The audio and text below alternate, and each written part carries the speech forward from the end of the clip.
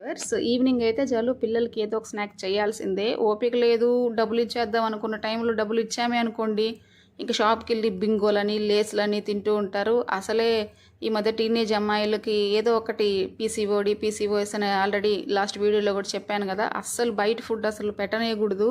ఇంకా packet food అయితే అస్సలు పెట్టకూడదు. సో, ఇలా ఏదో ఒకటి చేద్దాం అని చెప్పి ఓపిక తెచ్చుకొని ఇలా ఎగ్ బజ్జీ చేశాను. ఎగ్స్ ఉంటే కొద్దిగా శనగపిండిలో ఉప్పు, కారం వేసుకొని కొద్దిగా లిక్విడ్‌గా కాకుండా కొద్దిగా గట్టిగా కలుపుకోవాలి. ఇంక డిప్ చేసుకొని ఆయిల్‌లో వేసేసుకోవడమే. బాగానే వచ్చాయి. ఇక హాస్టల్లో ఉండే పిల్లలకి మార్నింగ్ టైమ్స్ కానీ అట్లా ఈవినింగ్ స్నాక్స్‌గా పాలు, గుడ్లు ఇస్తూ ఉంటారంట. మీకేమన్నా ఐడియా ఉందా? హాస్టల్‌లో చదువుకొని ఉంటే మీరు కమెంట్ చేయండి. నేనైతే ఇంటర్ నానమ్మ దగ్గర ఉండి చదువుకున్నాను. నాకైతే కొద్దిగా హోమ్ సిక్ అప్పుడు ఇంటికెళ్ళిపోతాను అంటూ ఉండేదాన్ని.